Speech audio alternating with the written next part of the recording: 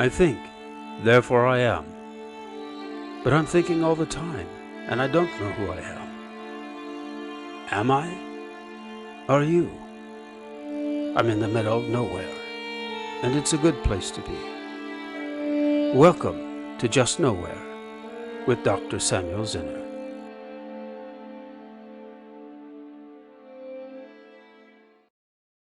Let's start off with an introduction. Could you tell us who you are? Yes, certainly. My name's Sheldon Solomon. I'm an experimental social psychologist by training, and I am currently a professor of psychology at Skidmore College in Saratoga Springs, New York, in the United States.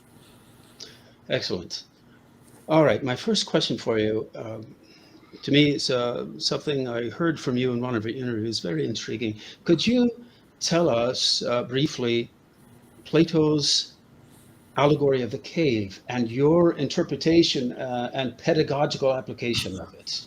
Wow. I'd be happy to tell you my rendering, which is not from me. So I came to Skidmore in 1980. I just finished my PhD, unscathed by knowledge, because not to be silly, but not, I was in a PhD program in experimental psychology, which was really substantial in terms of methods, but really quite devoid of content. And so I was kind of an arrogant son of a bitch coming to Skidmore College thinking that I knew a lot.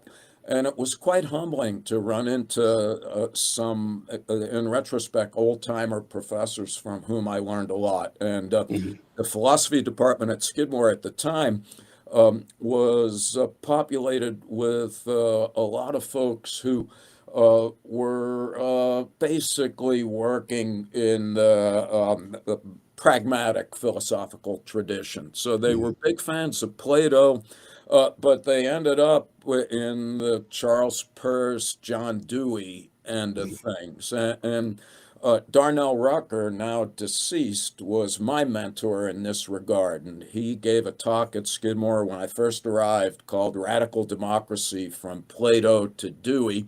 And that's where I got my take on the cave. And so I just want to give him credit All right, all right. if there's any merit to these notions. And, basically, as you know, the allegory of the cave is, very famous, as it were. And we've got, Plato trying to, talk on behalf of Socrates or whatever. And and so, he's like, okay, I want to help us understand, the distinction between enlightenment and ignorance. And in order to do that, we get kind of the allegory or the simile of the cave. And as is often known, basically, the story starts with a bunch of people at the bottom of the cave, and they're chained so that they can't see outside. They can only see the back of the cave, and behind them is a fire. And unbeknownst to them, they're watching the shadows of reality on the cave wall. And they mistake that for reality because they don't know any better. And Plato's point, of course, is that you're at the bottom of this dark, dank cave, which is functionally equivalent to being ignorant. And in contradistinction to that is, and so you got down and dark, and it's up and light. And we want to get out of the cave in order to become enlightened, which Plato, in my version of my translation, is the sunlight outside of the cave is described as truth and beauty. And so a few things. Basically, Plato's point is truth and beauty, good. But, and here's where I think it gets interesting. It gets interesting in a number of ways. One way is just that when Plato says, wow, after you've spent your life systematically confusing a shadow for reality, truth and beauty are originally disorienting. You get into the sunlight and you're kind of dizzy, but eventually you see things as they are, and you're like, wow, this is tremendous. But Plato's point is that you're not supposed to just linger in the ethereal mist. It's your obligation to return to the cave and to enlighten your fellow humans. And in fact, either as a leader or just an enlightened fellow citizen. And so that's one thing that I find interesting is this idea that there's a basic obligation and that the fundamental purpose of education is not personal enrichments Mhm. so much as to contribute to the well-being of the community. Where I got preoccupied, though, Samuel, with what Plato was up to, is just like a little sentence in the middle of the whole thing where Plato just kind of casually says, hey, when imagine the prisoners in the cave, their chains are suddenly released. Mhm. In my classes at Skidmore, I'm like, well, what's now going to happen? And the kids always say, well, of course, the minute that you're released, you're going to sprint out of the cave and bask in the glory of the sunlight. But Right. that's not what is written. What's written is that once the chains are removed, people have to be coerced. They have to be forcibly compelled to get out of the cave into the sunlight. And this is where the philosophers who I was influenced by, I thought took an interesting turn because what they said is, wow, that's interesting. It's also quite psychological. What is it about us as human beings that renders us reluctant to depart from the darkness and ignorance of the cave into the truth and beauty of sunlight? And Mhm. here's where Charles Peirce comes in, old timer, pragmatic philosopher, Mhm. late 1800s, early 1900s. He writes a paper called The Fixation of Beliefs. And Peirce's point is that, and is like, well, if you ask most people about their beliefs, they say, oh, my beliefs are generally true and they're Mhm. generally quite reasonable. But Peirce's point is that whether we like it or not, most of our beliefs are not reasonable, nor are they true. And that's because, according to Peirce, we are not fundamentally motivated to pursue the truth Mhm. so much as, according to Peirce, the underlying motivational impetus for the procurement of beliefs is to avoid the discomfort engendered by doubt. So Peirce's point is that we don't like to be in conditions of uncertainty. And Mhm.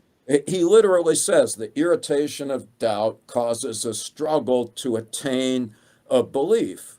And he Right. hypothesizes, therefore, that whenever we're in an ambiguous or uncertain situation, we grope onto beliefs like somebody drowning would grab onto a piece of driftwood, not because the belief is true, but because it diminishes the negative affect engendered by doubt. And even though this sounds cynical, it's not. Peirce is literally just saying that beliefs are essentially psychological heroin, that they Mhm. are psychodynamically speaking more directed at keeping us certain and comfortable than being any direct pipeline to the truth. And so Right. Peirce's view is our beliefs may be true, but if they are, it has nothing to do with the way that we obtain them in the first place. Now, he's not suggesting that truth is inaccessible. so much as it is not our default cognitive Mhm. Mhm. apparatus, and that we are more concerned with psychological security than we are with being enlightened, which then gets back to the cave and why people are reluctant to leave. Pink Floyd had it right. We'd rather be comfortably numb than uncomfortably situated in the Sure. light of day. Yeah, Sure. Even birds, baby birds, have to be kicked out of the nest, right? that's right. They don't That's jump right. out of their own volition, and then, right. So these poor unfortunates, right, living in the darkness of ignorance, they get hauled out of the cave, right, into the light of day. I guess a metaphor for truth and Sure. beauty, whatever Plato means by that. And so, as I heard you describe it to your students, right. So what's the reaction? Oh, that's great, but there's another way that we can approach that and react to it, and that is, well, how do you know that you're just not in another cave? Yeah, that's right. Right. And so right, in both instances, in the cave and outside of the cave, right, we still have to deal with the fact of the epistemological barrier, right, of human cognition, human consciousness. That's what I found really, really striking about I would call it your pedagogical application, Oh, right, well, of that okay. So, wow. No, allegory. Samuel, you just made my day because that is my little tweak that I added on All right, top of all right. everything that I learned because I don't want the students to be cavalierly, epistemologically arrogant. In other words, just like you put it, I do think that we are quite capable of overcoming this kind of purse-like devotion to certainty, and we can extricate ourselves from a cave.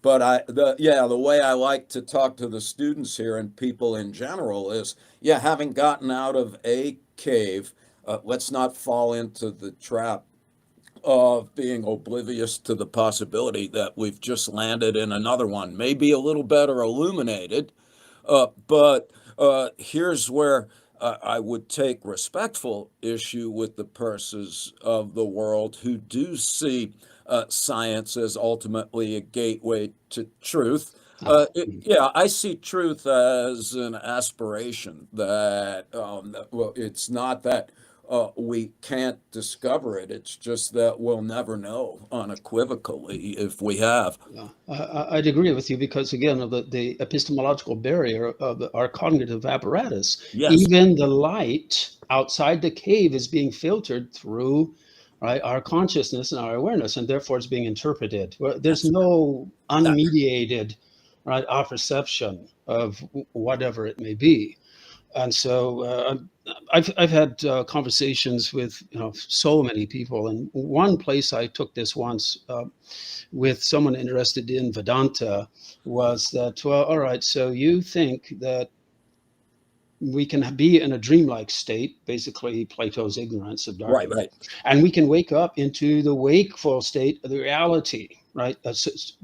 Transcending the duality into unity. Well, but what if, right, the waking state and the dream state are just two different modes of the same thing, which is consciousness? That's right. And so, will there ever be a final dream that you wake up from and you're finally awake, or is it just the same thing, consciousness or awareness in different modes? And because of the epistemological filter, we can never, right, and it's probably not necessary for us to know, but we could really never know with absolute certainty the truth, whatever that may be. And so I would agree with you. That's where I myself also would diverge from someone like American pragmatism, in that they set up science, which is a very odd term if you think about it, because right here I am in Italy, and That's right. if you go over to Germany to a university, they have what's called Geisteswissenschaften, so sciences, intellectual sciences, if you will. So it's not as if a physicist is a scientist and a literary expert is not. They're both scientists, right? Yes. Right. So it's, well, anyway, yeah. So I found that Wonderful. And um, yeah, I'm glad we got around to it. So I found out that Yeah, that me was too. your little twist to Plato's allegory. And so yeah, I guess to sum it up, the light as the beauty and the truth. Well, no matter how absolute that is, it has to be filtered through the relativity, right, of our cognitive system. That's right. Right. All right. So all right, so it may seem a strange transition here from that, but help me out here. How do you get from that subject to one of your main areas of expertise, and that's, let's call it death studies? Is there a relationship? I think that there is, Samuel, even though it may seem uh, a little forced. The area of inquiry that I dabble in, both personally and professionally, um, most intensely has to do with the way that human beings respond to the fact that, like all living things, we will someday die. But unlike all living things, we are aware of this unwelcome fact at a really early age, even in circumstances where our lives are not directly threatened. Mhm. And basically, my work and my buddies Jeff Greenberg and Tom Pazinski um, is influenced fundamentally by the cultural anthropologist Ernest Becker, who won a Pulitzer Prize in the 1970s for his book, The Denial of Death. And basically, what Becker says is that, like all living things, we share a biological proclivity to want to stay alive. But as I already mentioned, unlike everything else that's alive, you know that that most basic biological imperative to survive will ultimately be thwarted. And that not only will each of us die, but we can die at any moment for reasons that we can't anticipate or control. And Becker's view is that if that's all we thought about, I'm going to die, I can get hit by a comet, I'm a breathing piece of defecating meat, and I'm not any more significant, than an Right. armadillo or an avocado, that we wouldn't be able to stand up in the morning. He insists that we would be overwhelmed with existential terror, Mhm. that he then hypothesizes that human beings manage collectively through the construction and maintenance of what he calls cultural worldviews, beliefs about reality that are shared by people in groups that minimize death anxiety by giving us a sense that life has meaning and that we have value, and that we're therefore eligible for some form of immortality, be it literal or symbolic. And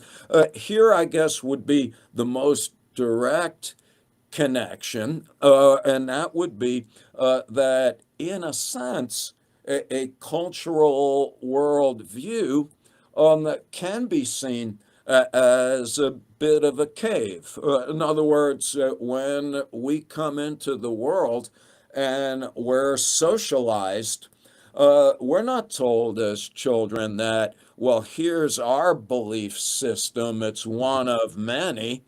Basically, what we're told is this is the way of the world. Mhm. And of course, anybody that doesn't share it is either, well, they're inferior, and therefore we either need to damn them or destroy them. But that's not unlike the collective psychological security that one gets by sitting in the cave, oblivious to the fact that there's a lot more going on outside. And so my original connection in terms of the epistemology with the Becker ideas is, and this has been demonstrated empirically, it is well known from our work and other people's work that when existential anxieties are aroused, when people are reminded of their mortality, they cling more tenaciously to whatever they happen to believe in, which is back to my point about purse. Our ideas are like lifeboats, and when we need them most is when death is on our mind, noting that you don't need to know that death is on your mind. And so in our studies, sometimes we ask people to write down, well, what do you think about dying? What are your thoughts and feelings? And when we do that, people cling more tenaciously to their beliefs. And if you disagree with them, they will disparage you more. But we find the same thing, Samuel, when we do this work outside and we stop people in front of a funeral home. Mm-hmm. The same thing happens. Or we bring them back to the lab and I flash the word death on the computer for like 28 milliseconds. It's so fast Mm-hmm. that you don't even know that you've been exposed to intimations of mortality. And yet, anytime death is on your mind, whether you know it or not, we tend to respond in ways, we call it cultural worldview defense. We cling tenaciously to our beliefs and we strive ardently to boost our sense of self-regard. We call that self-esteem striving. Mm-hmm. Mm-hmm. Do you think I'm too harsh to say that for instance, the singularity movement, I don't know what else to call it, the belief uh, by experts such as Ray Kurzweil that this glorious singularity is going to come because of human technology, and some people actually believe that they will never die. They're going to become immortal, right, through technological means. But isn't this just not totally, but largely sort of a revival of like religious millennialism almost, Oh, the absolutely. fervor of it? And but my main question to you is, isn't this just another strategy to avoid the fact of human mortality? In my opinion, now, and with no disrespect to some very obviously thoughtful Of and course, of course. able people, I see, I see this as a 21st century incarnation of the Epic of Gilgamesh, which is what got the Judeo-Christian tradition out of the gate in the first place. In other words, people, the way we see it, have been ardently disinclined to die since as long as we've been keeping track of things. It's very clear. You got the pyramids, where the pharaohs are trying to make it into the afterlife, and you got the terracotta soldiers at the same time in China trying to protect the emperors. You got people going all over Earth trying to find like magic lands or magic potions and so on. And then you've got the alchemists Mhm. trying to turn like metal into gold, but they weren't doing that for jewelry. They were looking for elixirs of life. And so, The fast immortality. forward to the 20th century, you have people like Charles Lindbergh that worked really hard to create like hearts that could beat in saline solution and so on. And now we've got everybody. We've got the Kurzweil folks. We got 300 vitamins and we could live forever.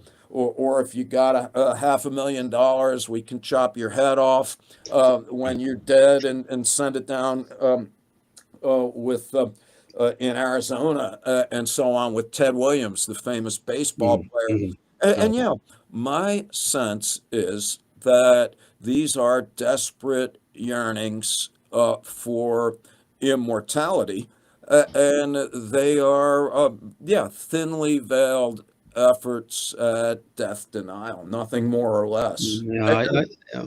I have friends who work at DARPA, for instance, in AI.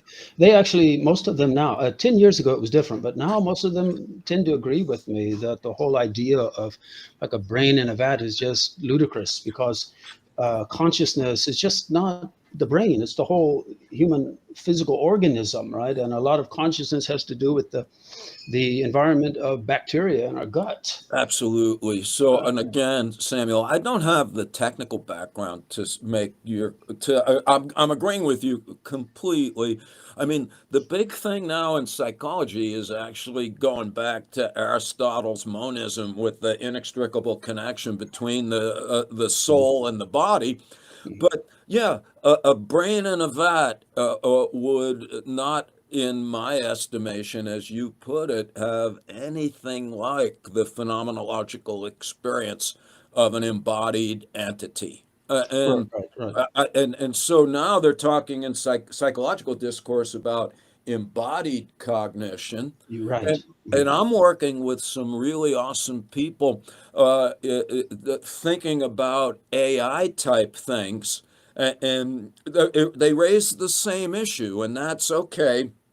Is it possible for artificial intelligence to approximate the kind of phenomenological awareness that we associate with human consciousness? And I don't know if the answer is yes or no, but what I have suggested is if the answer is going to be yes, it's not going to be on, you're not going to have an AI on some zip drive. It's going to have to be an embodied entity. Cyborg like. Yeah, transacting with physical reality. Otherwise, I don't know what it would be, but should not be Yeah, confused with human yeah, sentience. yeah. We all know, for instance, that some emotions like fear, right, the fright, flight, right, this is centered in a certain part of our brain. Yep. But you know, moving around cognitive science circles is really surprising that even some cognitive scientists who are trained, that should know better, seem to have this, at least when you talk to them in a conversation, seem to have this impression that that all emotion, right, is somehow processed and centered in the brain, totally overlooking Yeah. that, for instance, if we eat a lot of sugar, we're going to get depressed, and that has a lot to do with our stomach and the bacteria. Yeah. Right. So, well, I don't want to just be hard on them. You know, that let me be hard on another group and see what you think. And of course, I'm doing this for rhetoric, right? Because I don't want to demean anyone. You know, we're No, all I don't doing think you our are. best. We're all doing our best. You know, and Yep. there, we all, each person knows many things that the other person doesn't know. So, but now, if we go over to to another camp, it seems to me that there's another kind of like denial of death, and that's in the burgeoning near-death experience communities or Yeah. societies. Now, here, full disclosure, I've had a couple of these types of experiences, unfortunately, and but my point in bringing that up is this: um, it seems to me that, and I've listened to maybe I don't know, I can't even estimate, but it's probably closer to 1,000 than not. These stories Oh, that wow. have become. You know, I'm very interested in this, especially since I've had a few of these experiences. The first one beginning right in a drowning experience, right, would be around kindergarten. Oh, But wow. anyway, one thing I notice, I'll just mention it and leave it behind. But that's like sometimes I catch this, like even anti-Judaism in some of these groups, because it's like, oh, um, my near-death experience, God was pure love, you know, not like the God of the Old Testament, right? Right. And another thing is that I think that is overlooking is, well, yeah, pure love, but yeah, what about justice? Isn't justice part of love? But anyway, here's my point. Um, a lot of these interviewees, or you know, they say, and I have no reason to doubt them. I want to give everyone the benefit of the doubt when they're saying something right from their own experience. They've said that they have lost the fear of death, and it's permanent. But now, say the second near-death experience I had, and that was when I was an adult, after a really, really prolonged, I mean, like a decade-long struggle with health issues. Wow. Um, for about 3 years after I had that near-death experience, I I had no fear of death. At least it would not consciously, but it wore off. After like 3 years, it wore off. I was back to normal. I'm like everyone else now and have been for many years. I'm in the same boat. I wonder about mortality. I probably obsess about it even when I'm not aware, right? So um, now I know that I think the jury's still out on the question of could consciousness or some aspect of consciousness be separable from the body? For how long? That's another good question. But we don't know. But I would say that, and for myself too, my experience that um, a lot of those types of experiences seem dreamlike. In other words, I don't think they should be taken literally. I think they should be decoded symbolically, just like a dream. But um, but this is what I wonder about. I have no idea if this has been done, but it seems to me that there would be a need to track some of these individuals to see how long actually their fear of death has vanished. Right. Um, So have you ever looked into this area? no, I'm staring away because I'm trying to find a book that I thought I Sure, had near sure. me.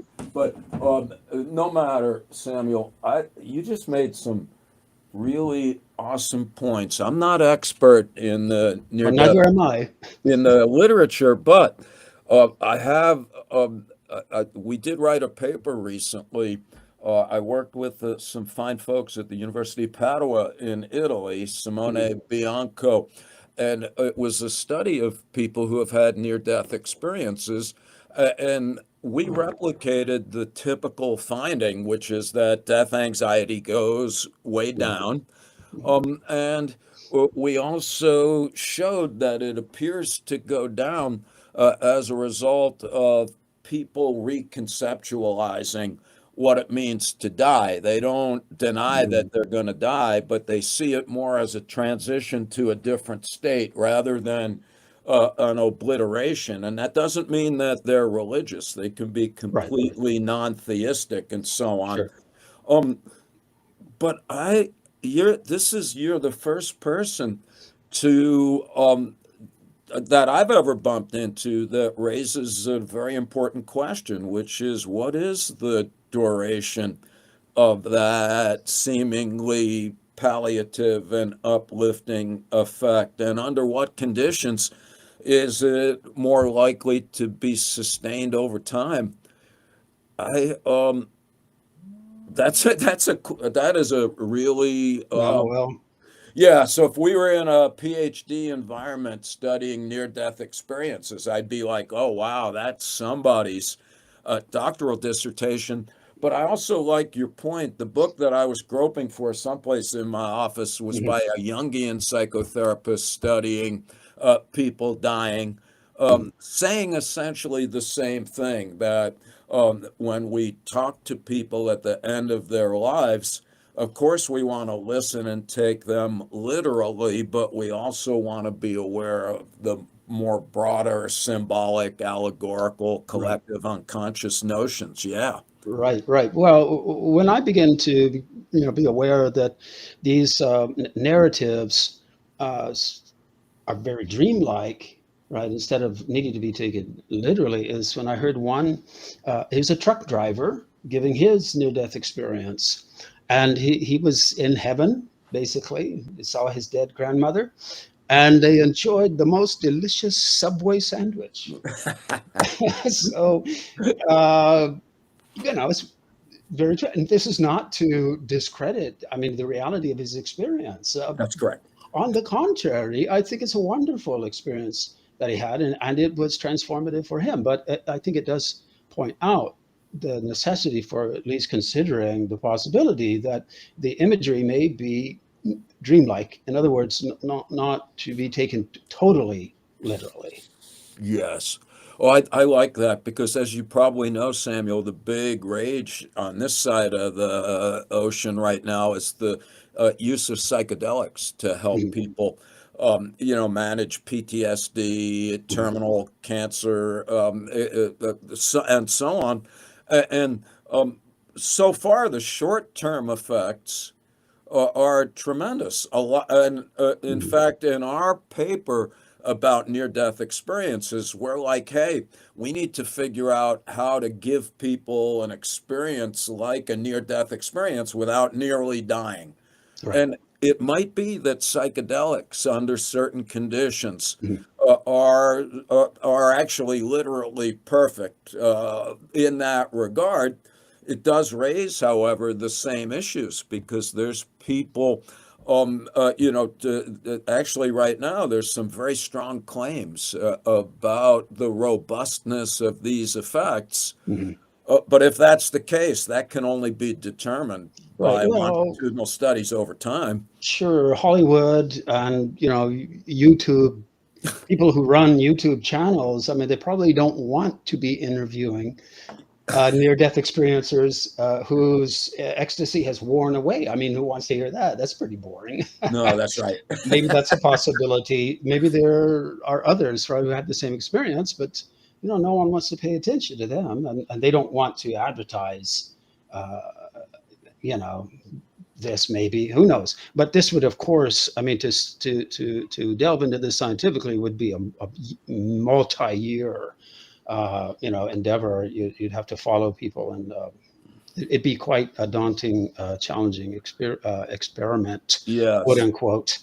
But But yes, but to be silly, even if daunting, that would be the only way to get at this the only issue. way. Yeah, Yeah, yeah. So I mean, in my naivete, because I'm not an expert, right, in brain chemistry, at least in that respect, I would guess that uh, threatened by the death experience, right, certain chemicals are going to be massively unloaded, right, for purposes of a calming effect, basically, that's right. right, and so those, just like a drug trip or something, this can wear off, right? Those chemicals, maybe it's like a 3 year long drug trip, right? you There you know, go.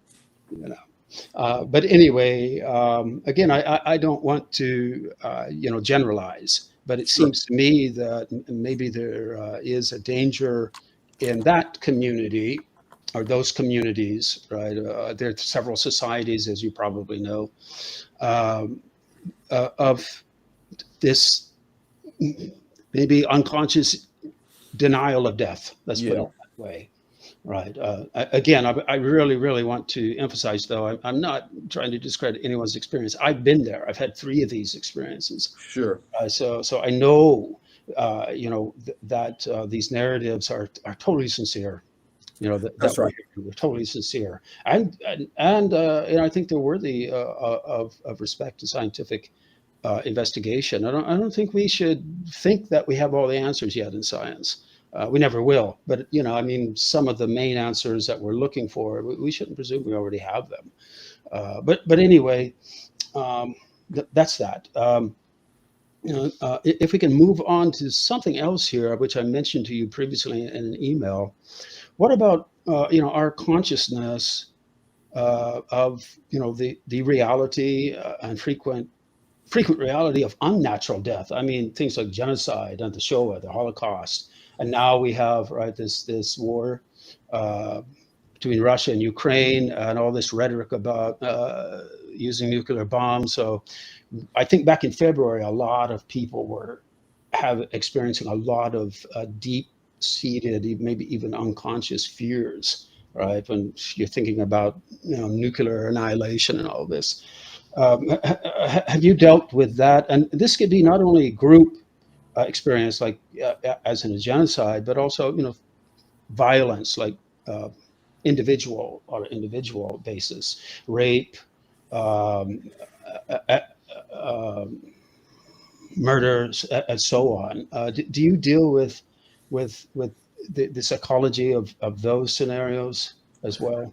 No, no, not directly, but this is to our discredit, as of course these are important matters. Uh, here's where I go back to my old timer reliance on the folks of yesteryear. So I like Mhm. Freud, his civilization and its discontents, where, uh, yeah, Freud points out that we're always going to be in a pervasive state of psychological dis-ease. I always say put a hyphen between Hmm. Hmm. dis Right. and ease.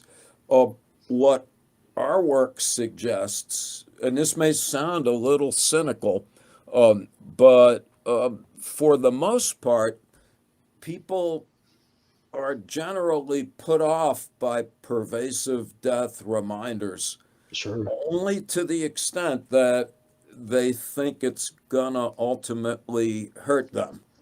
Ernest Becker in one of his books quotes Aristotle as saying, the greatest feeling in the world is when the guy next to you gets hit with an arrow.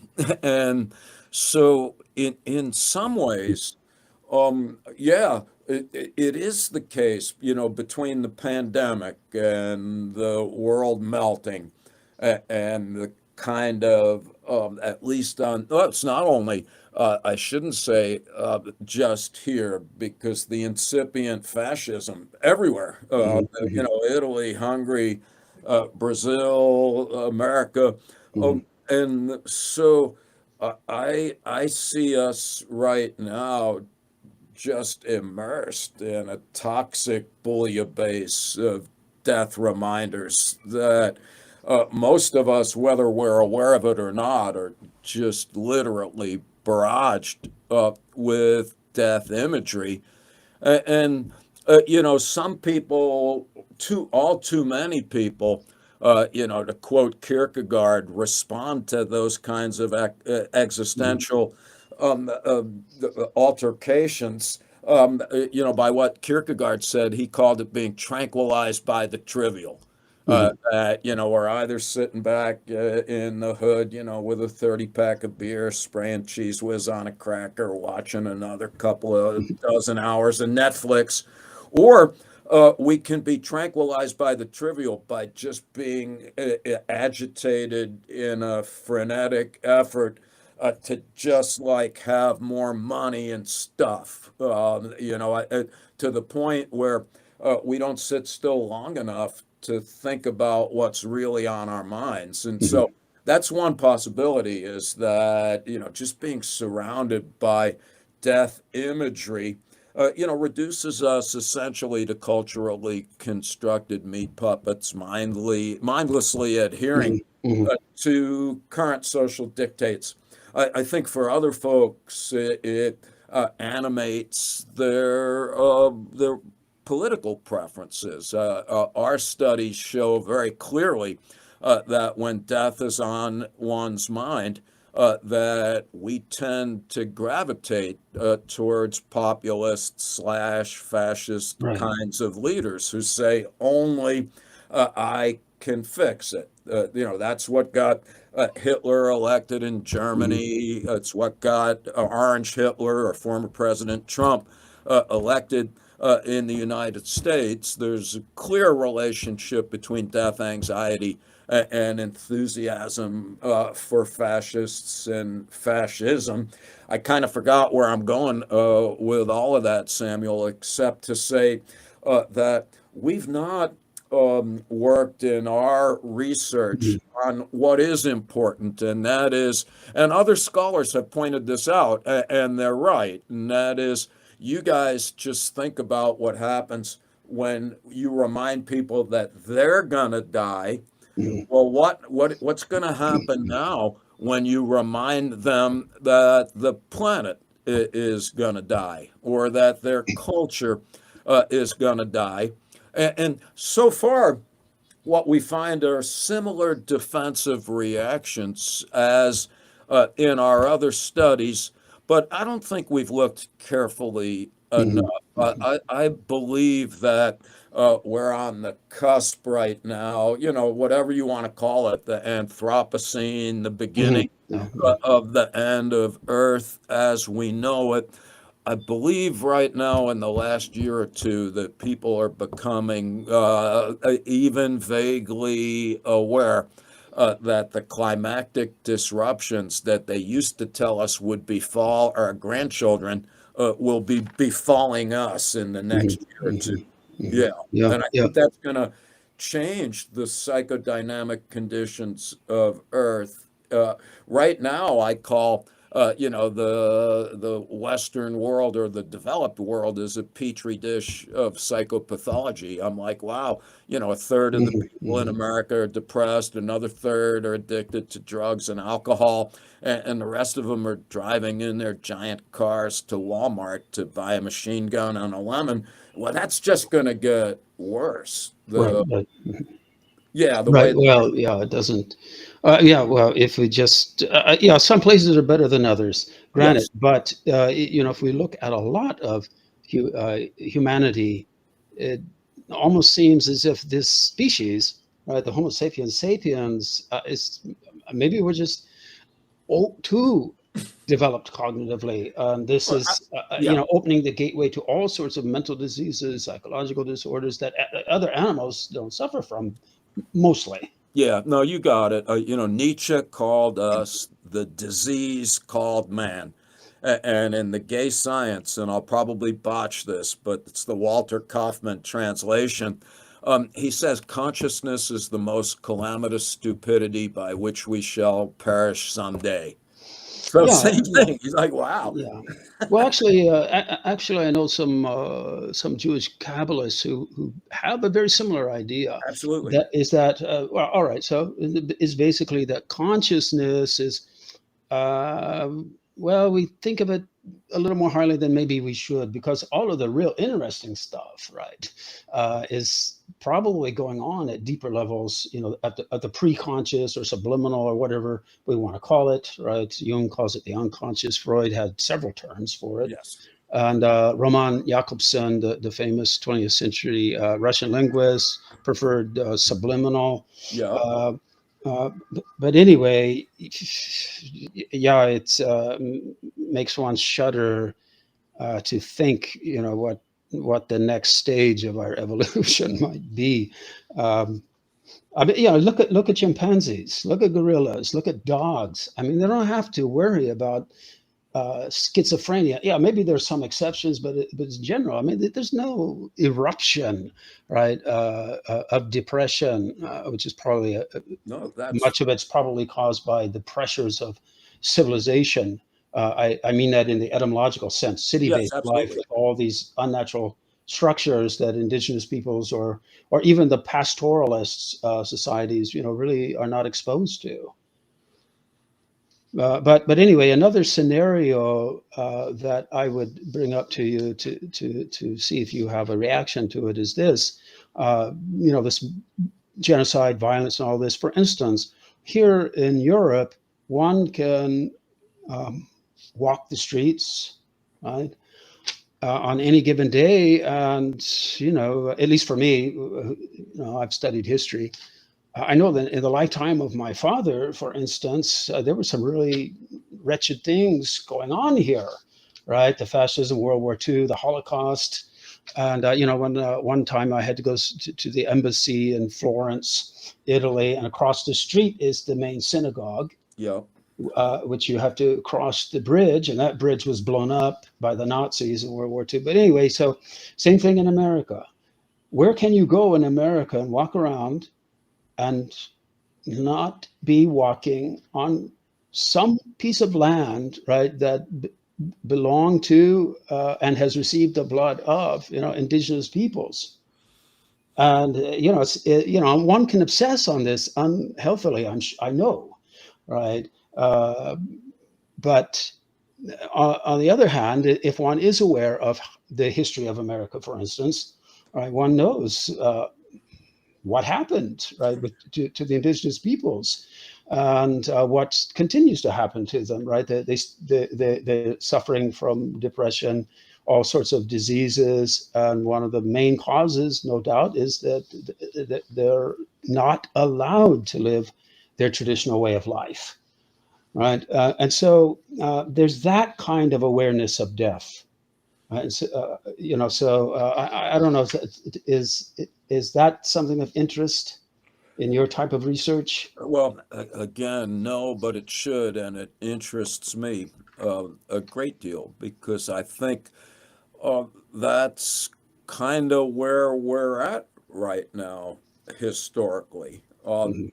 is, I mean, not to, uh, well, I always kid the Skidmore students. I'm like, look, everything I say is wrong. It's either a grotesque overgeneralization or it needs to be carefully qualified. Right, right.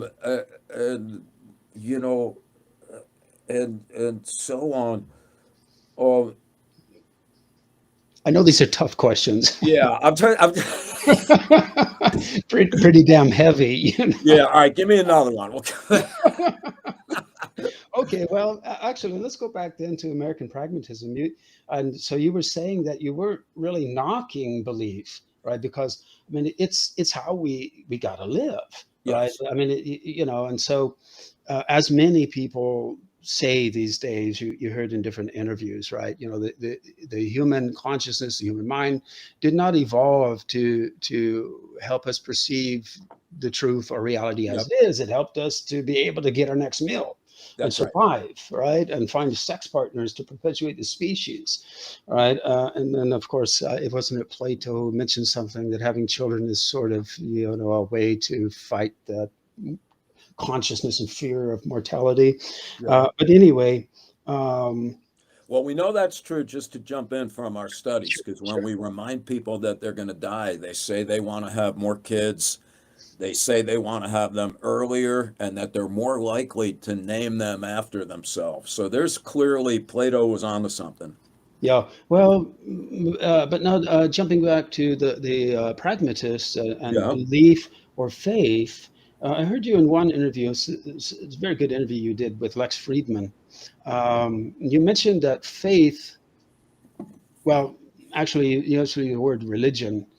Religion is both the disease and the cure, and that was a Yeah. very stimulating response that you gave to Lex about that. I'd like to revisit that and maybe try to carry it a little further. But first, can you, you'll probably no doubt do some repeating here, but Yeah. for those who haven't heard the interview you did with Lex, what do you mean when you say that religion is both a disease and a cure? Yeah, well, again, here I'm borrowing from other people who I have read about and respect a bit. Sure. Um, so basically, the way that I think about it is, I like Emil Durkheim's take on religion.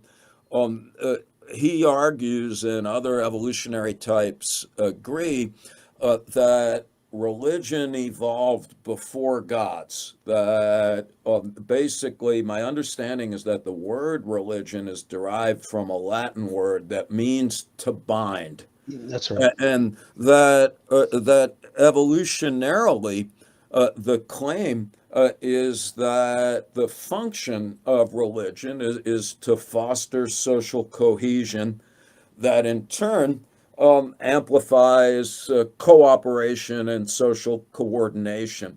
And Durkheim talks about what he calls collective effervescence. And that is just the awesome sense of how great life is that we sometimes feel when we're in the presence of other individuals that are collectively preoccupied with enjoying life. And so, uh, and there, as other religious scholars point out, you look across different religious traditions, and they all tend to emphasize the golden rule in some way, shape, or form, at least when it comes to how we're supposed to treat members of the in group.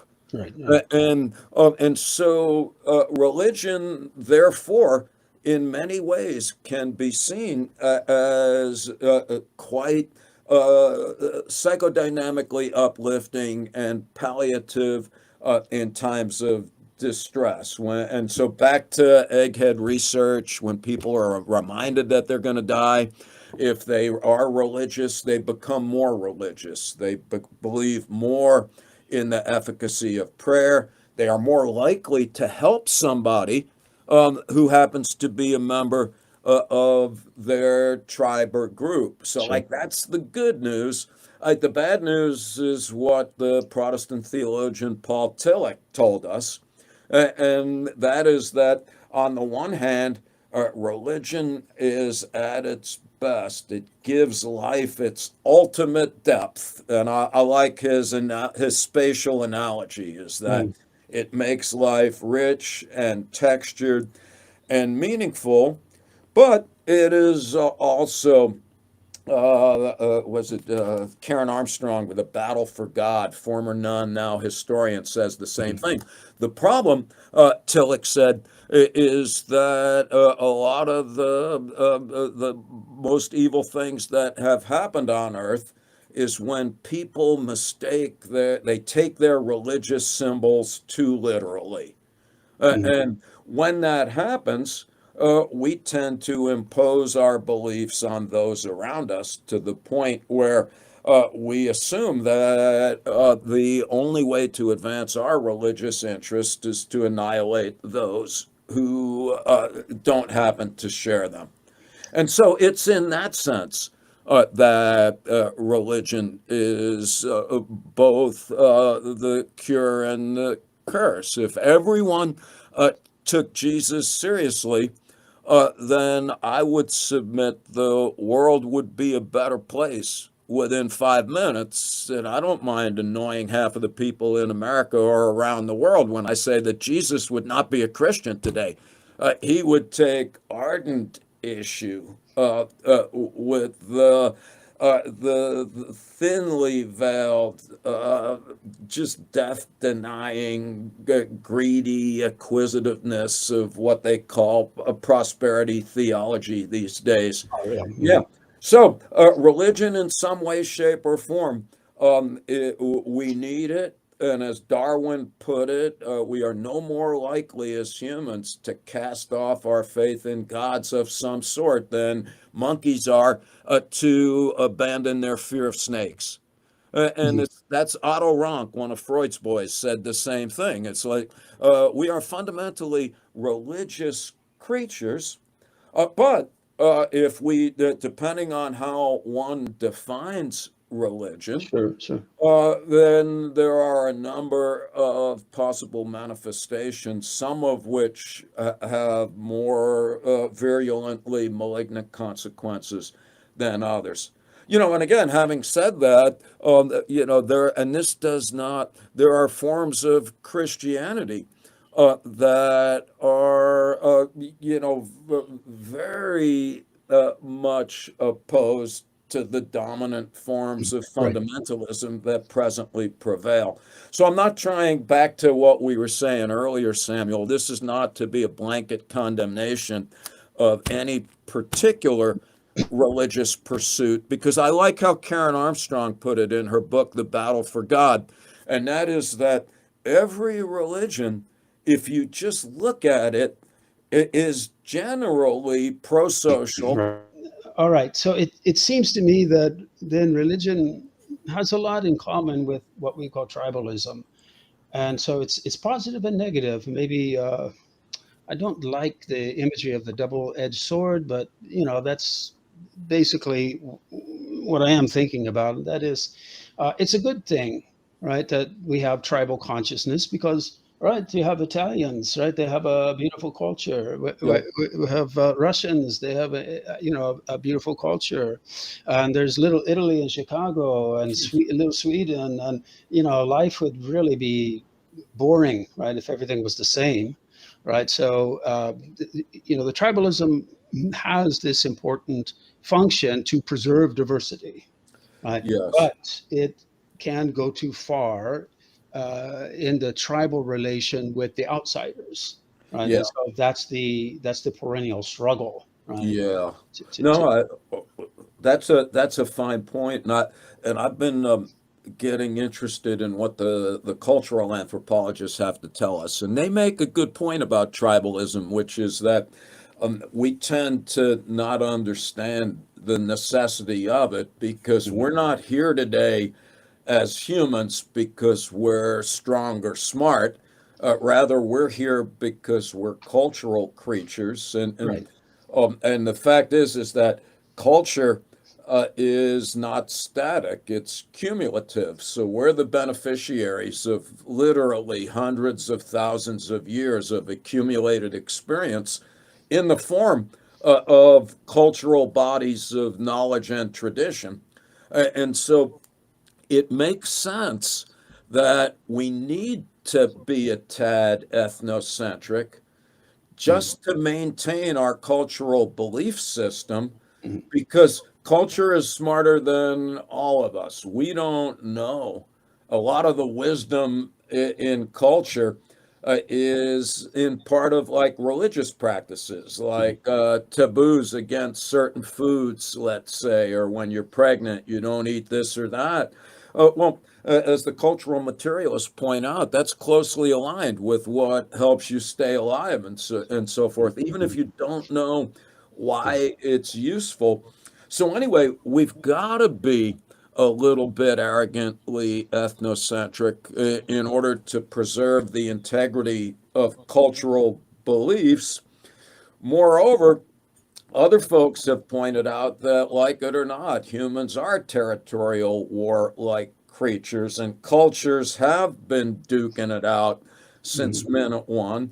And whether we like it or not, a lot of human innovations arise as a result of armed conflicts and so on and so forth. But yeah, having said that, it's still a double-edged sword because for most of human history, we've been able to manage cultural conflict, mas or menos, but we're now at a point where either because of weapons of mass destruction or because the earth is in a condition such that it can only be salvaged for human habitation by abandoning our tribal proclivities and joining one big tribe, that being Homo sapiens.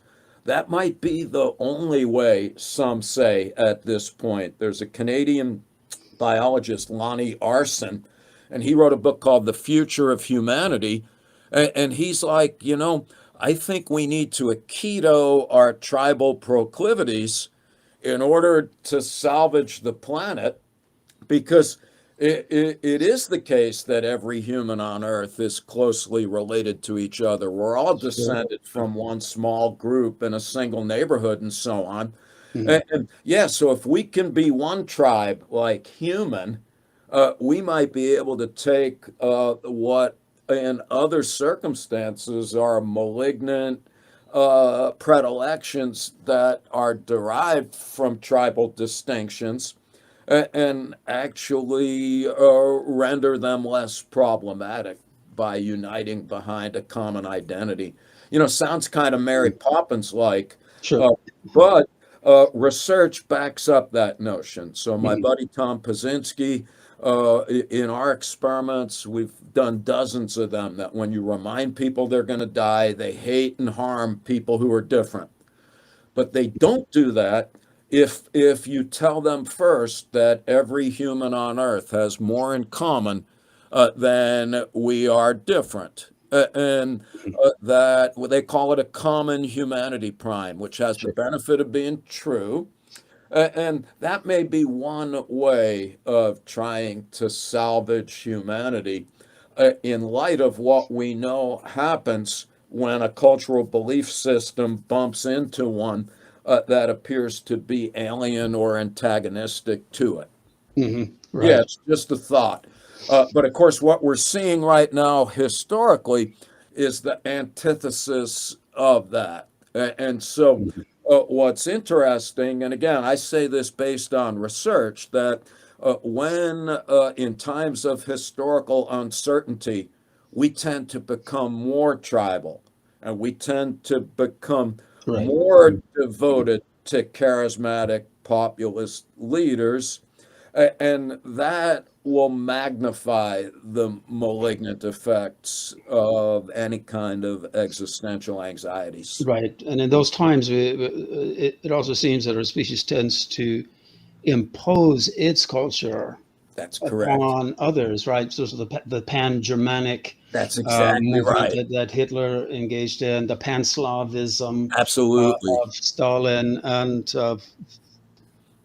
well, any colonial power, of course, That's right? right. That's the de facto, right? That's what they're engaging in, right? So, yeah. So the promotion of so let me understand this correctly. So, in this scenario, we would still have the different human languages, different types of cultural foods, but we would be promoting this consciousness of a unitary consciousness, right?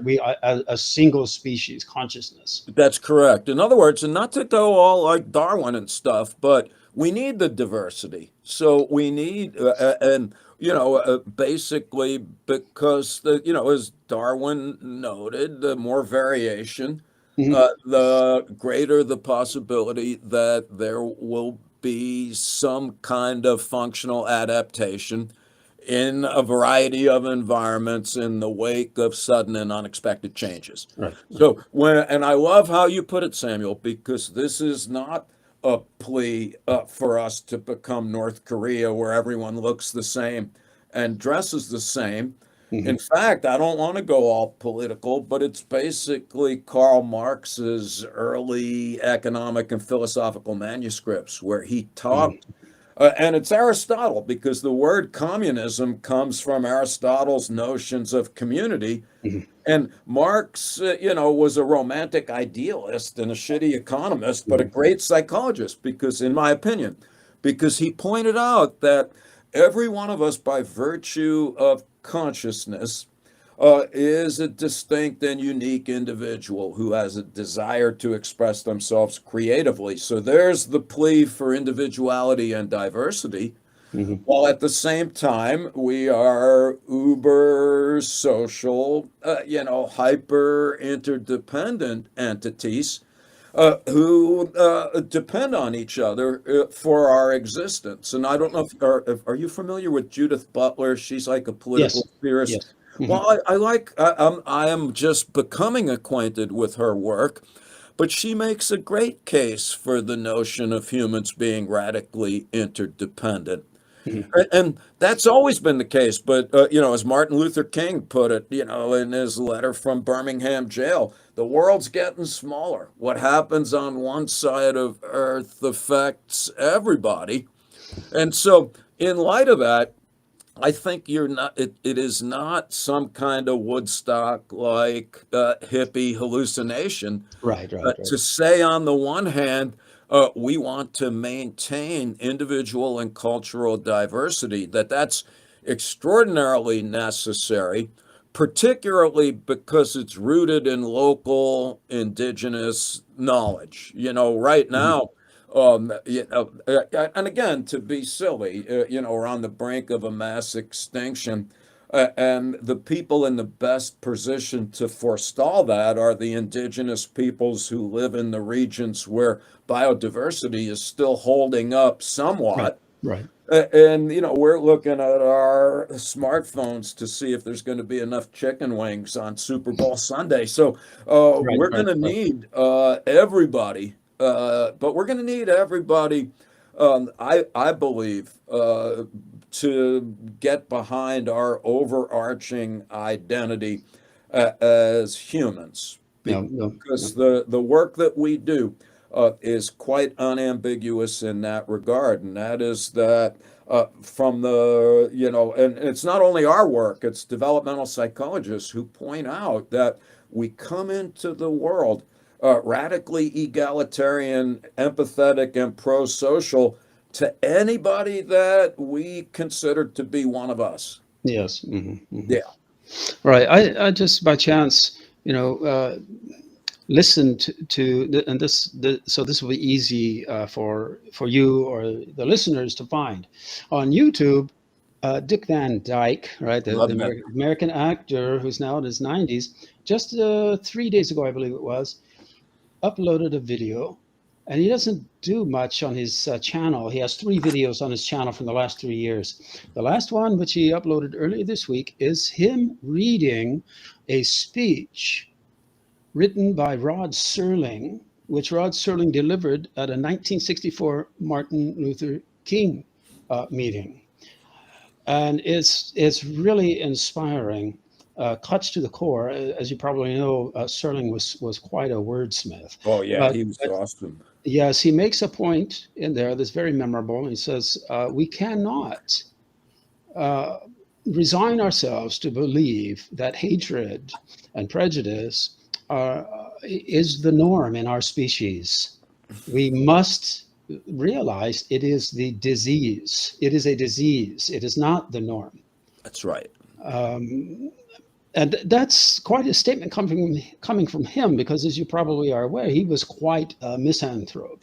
Oh, Right? absolutely. Um, and one could debate, the merits of that, the justification or lack thereof. But he was quite an misanthrope, and but nevertheless, um, even though it is rhetoric, of course, and meant to inspire, I think that it fundamentally has a core validity. That it's sure the hatred has always been around, but we can't resign ourselves and use this argument that, well, it's normal. There's nothing we can do about it. But to see it as a disease, I think, is probably actually correct. But unfortunately, as I intimated earlier, it does seem that mental disease is spreading in our species. Anyway, I don't know. Say something positive, Sheldon. Well, all right. So on the downside, I agree with you. This does seem to be a moment of persistent and pervasive psychological turmoil. All right, that's Mhm. not a particularly pleasant way, to conclude our conversation.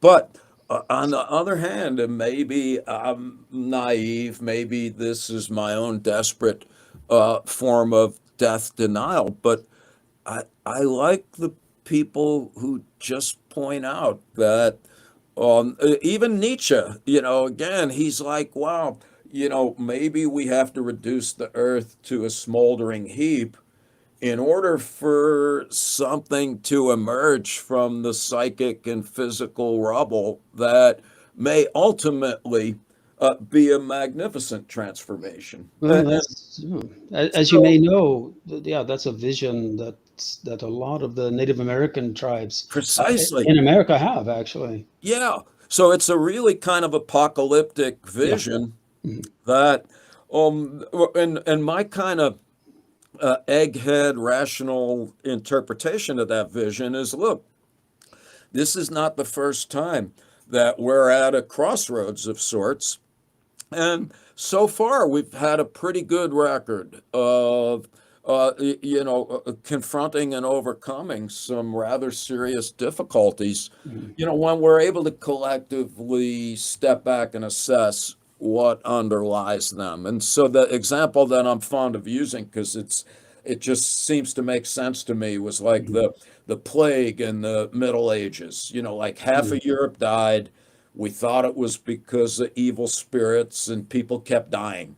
But Mhm. then we figure out that it's bacteria, Mhm. and that gets us to penicillin and why most of us are still alive today.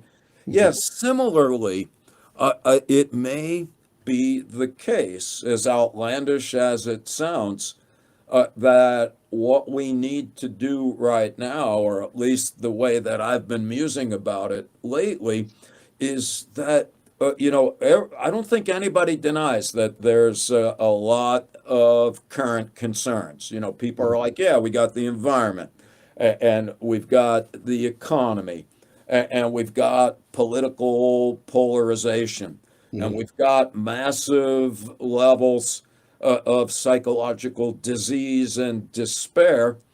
And in my view, we will make little headway as long as we treat them as superficially disparate and non-overlapping Mhm. concerns. Whereas Mhm. I see all of these things as malignant manifestations of dysfunctional forms of death denial. Mhm. And Uh, that doesn't make me right, of course, but to the extent that that's a viable notion, it does shift the question of how to proceed in certain directions that may prove to be viable.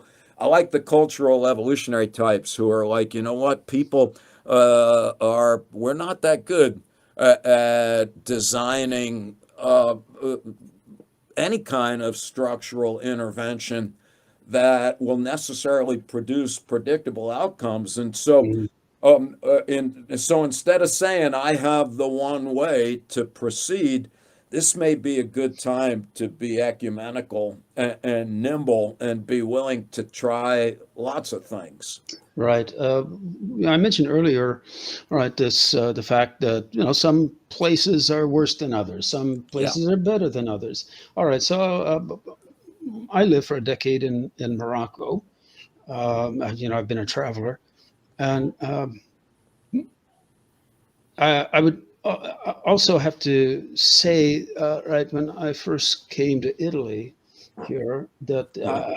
the difference, right, between the stress levels, right, of daily life was so dramatically different. It's like everyone's they're sitting around drinking cappuccinos, and it's just it's life is just a lot less stressful. Hey, you got Yeah. to work here too. You got to keep a roof over your head. But clearly, the structures, the governmental structures, other types of cultural safety nets have figured out a way, right, to make, for instance, the homeless problem not quite non-existent, but almost compared to, let's say, what we see in America. Yeah. Um, right, and so if I think back on my 10 years in Morocco, on and off, and what I would say there is that seems to be a better place than some others, because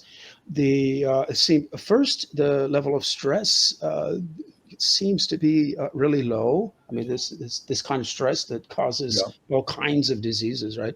And life seems to be centered around helping families and having meals together, Yeah. families and extended families, and enjoying music and dancing. And it's sort of strange in a way if not being born into that way of life and coming into it. But anyway, so it seems to me that cultures like that, as well as a lot of indigenous groups, as you say, do have some wisdom Yeah. that could save the planet, to put it bluntly. I agree completely, Samuel. And I like the point that you made, which is that the places that you have described as better, and I concur with that assessment, are more based on community and connection. We are, the U.S. and the Westerns and the societies that purport to emulate us we're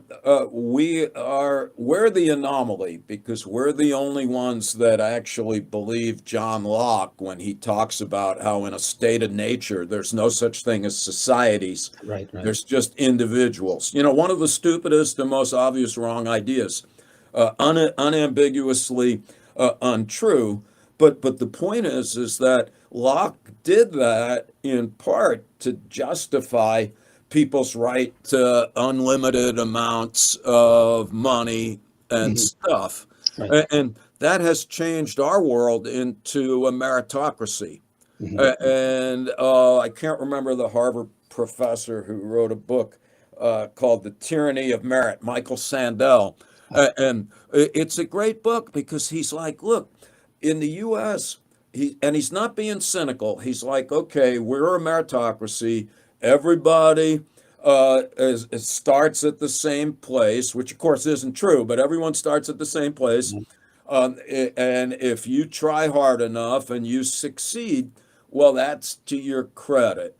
But what Sandel points out is that we've gotten to the point in America where it only matters if you're the absolute best at what you do, right? So everyone wants to be the richest person. And if you're not, if you're the second richest, you're a loser. Yeah. Everyone wants to be the fastest or the prettiest. But Sandel points out that when you have that kind of culture, that means that n minus one people in every category are failures and are therefore going to run around being depressed or enraged. And that's what I see in Mhm. America right now, rage and despair. Yeah. And so, yes, I think we have a lot to learn from these other cultures. This is not to say that we don't have a lot also to contribute. So, Yes. this is Yes. not a unilateral denigration of any way of life, so I much agree. as a humble recognition of some of the aspects of our beliefs that I would submit have demonstrably unfortunate consequences. Yeah. Yeah. Well, to start to wrap this up, maybe for our final topic here, since you mentioned the word individual there, um, that was also a topic of conversation in your interview with Lex Fridman. And I remember you quoting some pithy saying by Nietzsche. Well, I mean, that's all he knew how to say, right? Pithy sayings. Yeah. But um, basically, the idea, the claim is that if there is an individual, let's say, stranded on an island, right, all Yeah. by themselves, they basically would not have consciousness, right? So Yeah. that's the basic claim. Now, what do you think of this? My take on that is that, well, let's think about a human infant, right? It gets up to a certain age, was it 13 months and onwards? It varies depending on the individual, where they're able to pass what's the so-called mirror test, right? Yeah. They look in the mirror and they finally realize, hey, that's me, that's not someone else. And as we know, right, a lot of other animals actually we know now can pass this Yeah. test as well. Magpies, Yeah. the other primates, et cetera, et cetera, right, and so on. There are many of them. Yeah. But I my own take on this is that, for instance, this is something that Chomsky points out, right, and it's a fact. If you take an infant, and if they are not exposed to other people speaking, right, after about the age 3, they will never be able to learn how to speak, Yeah. right? And so there's something's going on psychologically, physically, all right, that it passes, and you know that Yeah. you right. So um, the way I would look at this is, I think there was a Polish philosopher whose name escapes me. He pointed out that Aristotle gave us the third person psychology. Descartes came along and gave us the first person psychology, right? I think, therefore I am, cogito ergo sum. But then Martin Buber, the Jewish philosopher, came along and gave us a second person Good. philosophy, right? The I thou. Yeah. And my take would be that the ego, the child actually develops. It comes into being. Let's put it that way, uh, because of its interaction with the other. That's right. And so, if someone were stranded all by themselves from infancy, I think they would have consciousness, but I really don't know if they would attain the ego, that is the self reflective consciousness. That would be precisely my view, Samuel. Other All right. folks might disagree.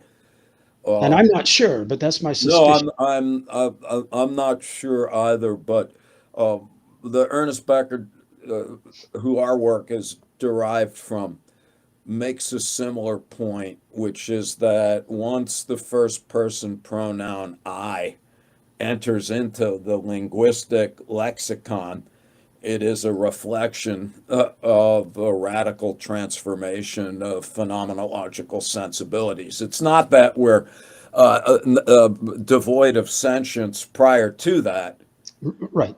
but immediately thereafter we become fully human in the sense of that kind of uniquely human, phenomenological awareness.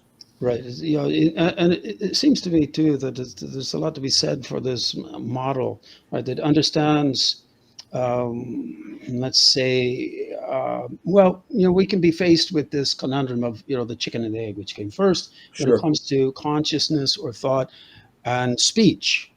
Right. And but it seems I would think that, and this is not my discovery, of course, but if we look at an infant as it develops its speech skills at, at the same level, right? The consciousness, self-awareness, and egohood are developing, right? And in fact, I think that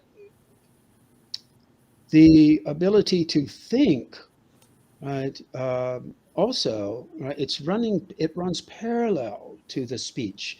And in fact, we know that infants, right, speak out loud, right, and make sounds out loud. And this is a way that actually begins to increase their cognitive skills.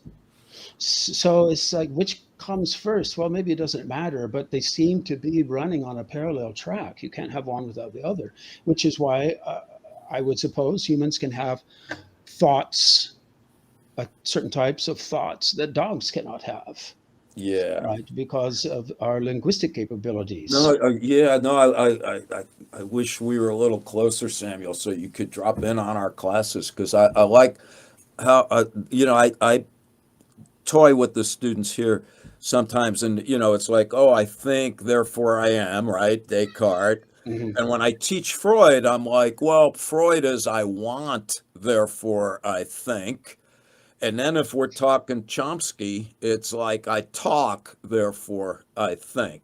And it's not a Mhm. contest because I think it is suggestive of the fact that, um, as Heidegger put it, language is much more than just a means of communication and exchanging information. Right, which is a really a big Chomsky trope as well. That's exactly Right, right. And right, yeah, if I yeah. was a better scholar, I would wonder if Chomsky was familiar with Heidegger. I never even thought about that till we were talking. Yeah, Heidegger, of course, he had an early view which he abandoned, Yeah, right? But he does say things like, we do not. Let's see how he would say it. I guess I'm one of the few who has read Sein Zeit in German and not oh in wow. translation. That was like when I was a teenager. But he says things like, we we do not have speech. Speech has us. Exactly. And that makes sense, right? Because we know, right? As you and I are, and I say this in many interviews, um, as we are speaking, we are not consciously choosing each and every word that we're That's right. speaking. If we were, we would have some kind of speech disorder and cognitive disorder or dis-ease, right? So this is being generated by these powerful automatic processes that Yes. we call the unconscious or the subliminal or the subconscious or whatever. Some people like to call it the super consciousness. I'm not quite sure about that, but anyway, to each their own.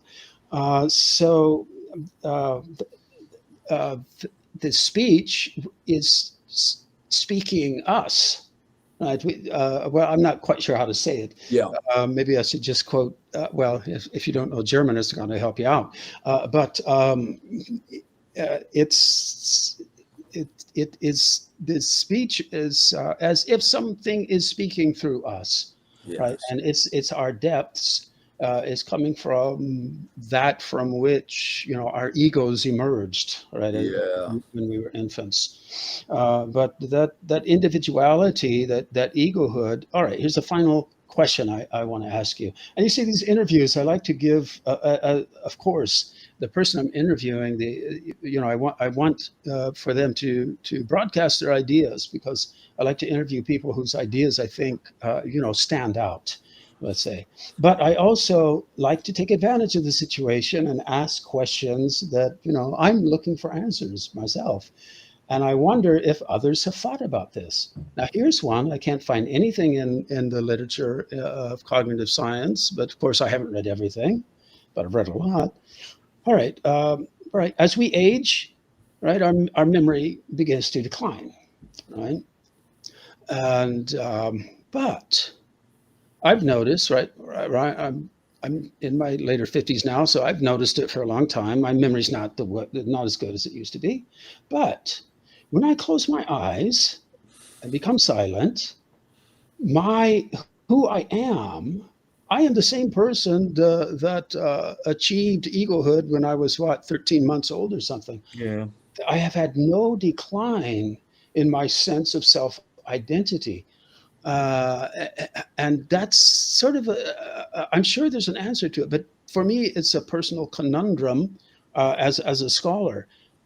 How does that work? Because right now we can, of course, people do lose their sense of self-identity in dementia, for instance, Yeah. but that doesn't disprove my point, because before they lose their sense of identity, they had this same decline, right, in memory capacity, memory capabilities, and while those decades while they were functioning and their memory was declining, they still had that unchanging sense of, I am I. Yeah. It's not declining like my memory capabilities, and so that's a mystery to me. Yeah. That's a fine point, and maybe the basis for another conversation someday Sure, after I learn a little bit more. But I if like, you can find anything written about it. yeah. All right. So there's a guy at Northwestern University, Don McAdams, who writes about identity in terms of storytelling and narratives. And his point is that we're fundamentally narratizing creatures, and we see our one way of thinking. And social psychologists tell us that there's two ways that people describe themselves in terms of traits, like I'm happy or I'm impatient, Mhm. or in a narrative account of their experiences over time. And what McAdams has suggested, theoretically and empirically, Mhm. is that there's remarkable uh, continuity and coherence for most of us of our life story.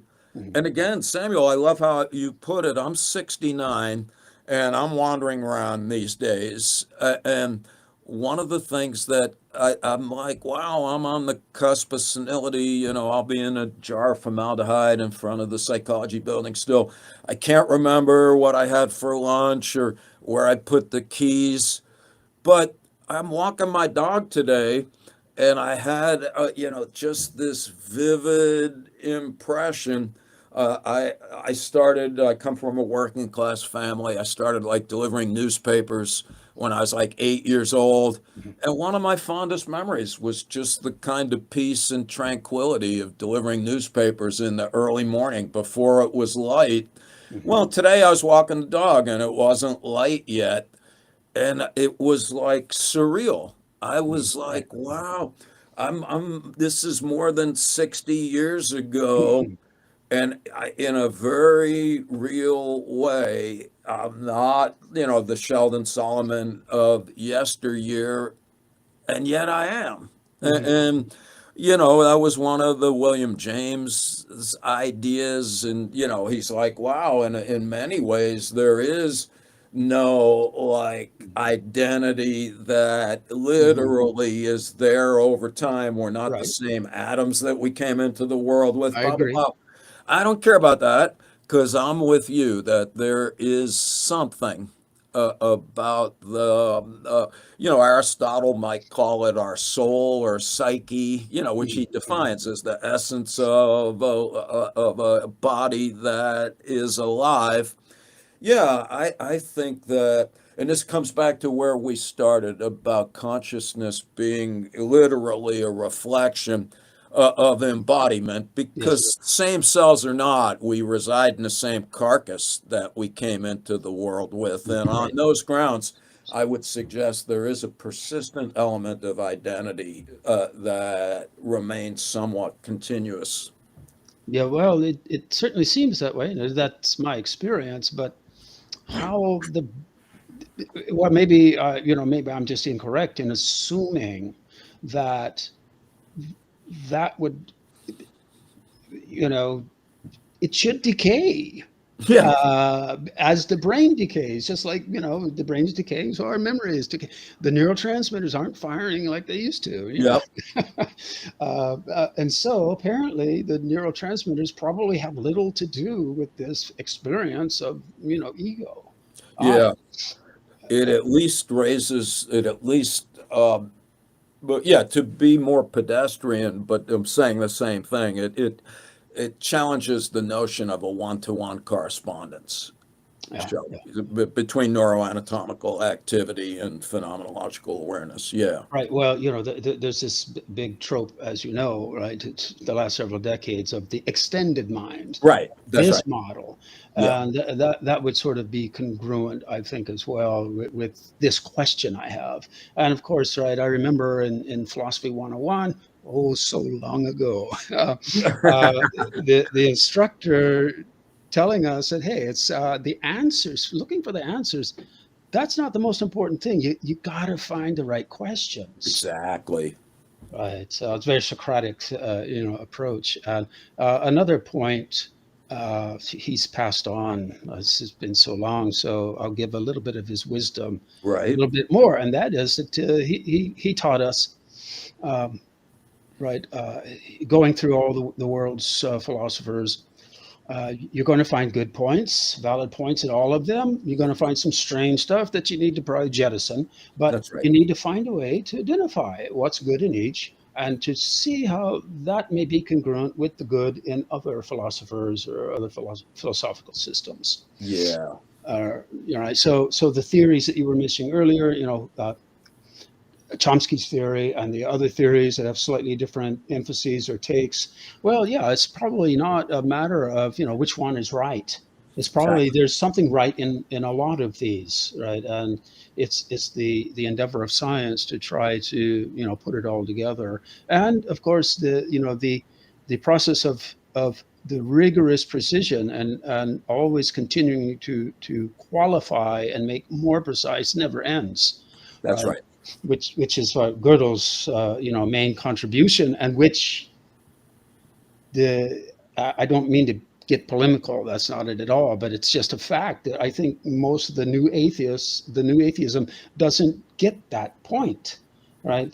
They're sort of like reminiscent of the whole thing about Peirce, right? Just who's setting up science as, oh, that's the truth finally. Yeah. That's the light when we get out of the cave, not realizing that's coming through our filtered, it's the epistemological cage or Yeah. barrier.